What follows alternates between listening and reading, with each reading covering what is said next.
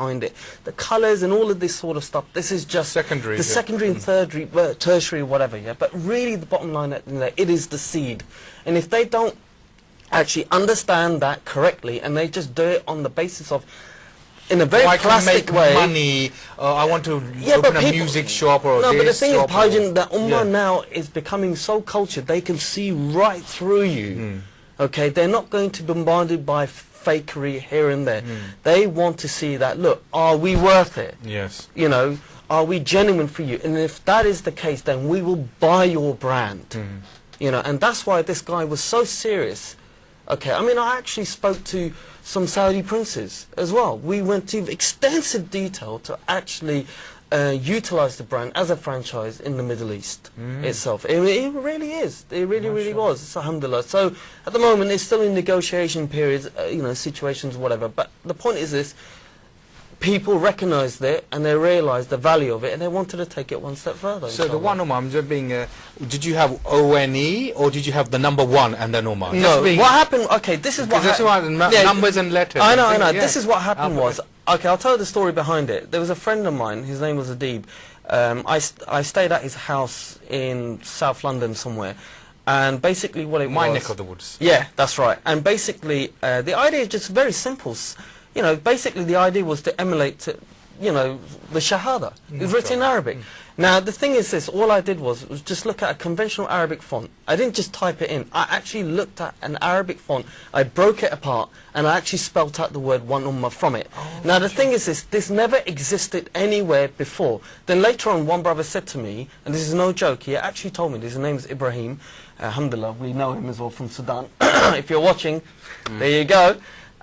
He then told me that, alhamdulillah, 17 businesses were inspired by that. And there was one business called Islamic Impressions, they were inspired by it as well. Now, the thing is this, Bhajan, yeah, I had to trademark it because I know there was going to be imitators there and they were going to absolutely copy it. And to be honest, because to protect the integrity of the brand, I had to put some legal weight behind it itself. You know, and, you know, one of my guys who's linked to me as well, he's linked with Muslim Green Pages, and he's one of the guys that actually was linked with me in terms of actually presenting the brand as a sellable product as well at the same time. Excellent. You know, I think what we learn actually is once you have a brand and you have a professional design, it's a trademark it to protect it. Trademark it straight away. Because straight away people will try to imitate the brand, imitate your logo. Yeah, I mean, one thing I will say this, just because you mentioned the, okay, but trademark is permissible. Right. Trademark is permissible. If your identity is being trademarked, and if, for example, some other Muslim brother rips it off, okay, he's done something haram because he hasn't asked your permission to actually utilize the actual brand, because the brand itself is what you use, which is part of your trade itself. Okay, so Islamically, copyright, I don't accept it at all. But obviously, some people may differ with me on that opinion. No, that's fine. Well. But it's nice to get these things out in the open. And this is what this program is for. That's right. Dialogue and understanding.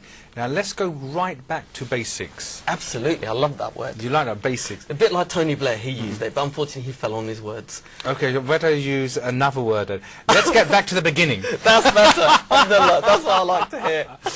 Someone starting off. Yeah. They got all these show as well. Oh, okay. So, if you'd like to call in, if you're sorry about that, we've been chatting away. Our next caller on business. Assalamu alaikum. Where are you calling from, and what's your name? Assalamu alaikum. My name is Asif, and I'm calling from Harrow. Assalamu alaikum. Just a question for Junaid. Yes, if you're working, I know you're smiling, so you probably know who I am. Yes, this is my brother-in-law. Assalamu alaikum, Asif. Just what advice would you give to brothers who are in your field, who are working for a non-Muslim company, and they sometimes get a non-halal? I mean, it's a non-halal project where it's put upon them, and they're scared to turn around and say to their boss that I can't take this on. How would you go about, you know, how would you advise us?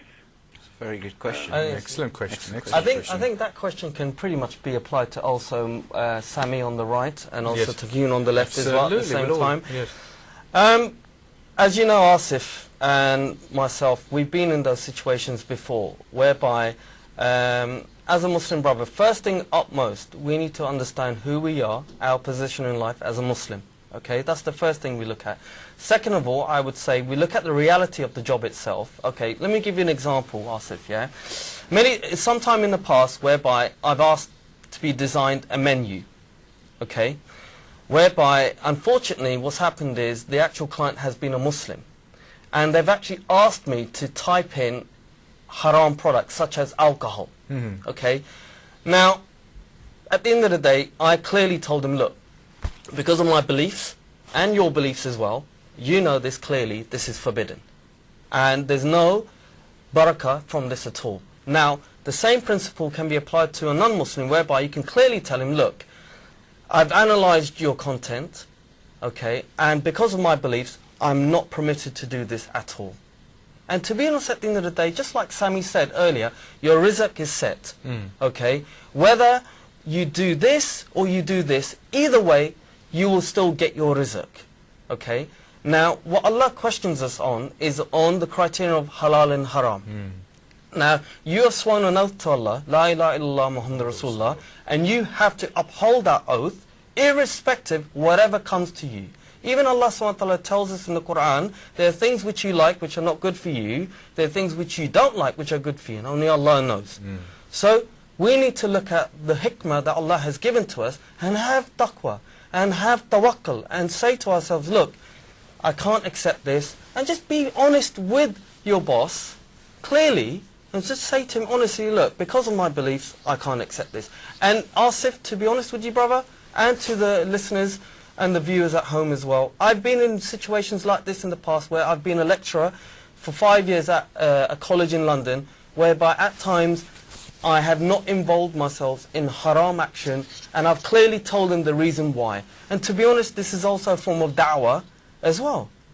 So, you know, so alhamdulillah, you know, be brave and have good taqwa and good tawakkul, inshallah, and just be honest with them. And honesty will always prevail, inshallah. I hope that answers your question, Asif. I think, yes. Very well put, may I say. You know, it's your own personal belief and your religious views. Obviously, you know, where the typing came in, you could have said to the brother, I would have said, look, I'll design it for you, but as far as the typing is concerned and what do you do with it? Meet me, inshallah.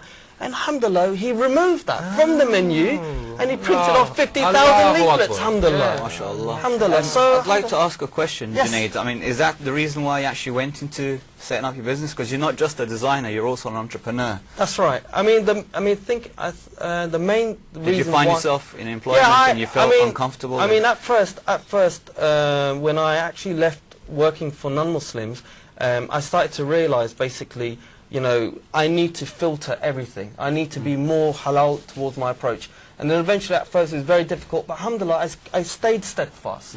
Alhamdulillah, Sirat Mustaqim, and alhamdulillah, MashaAllah. you know, I've met so many brothers, Junaid, so I many have people, to stop you there. If I So tell sorry. you that we have run out of time and we will have you back for a full Inshallah. show, inshallah. Inshallah, I look forward to it, alhamdulillah. And you've been very, very, I've learned so Jazakallah much. khair. Jazakallah khair. So, Alhamdulillah. thank you very much, everyone, for listening to us in this segment, and we'll be back with another guest in the second segment. See you on the other side.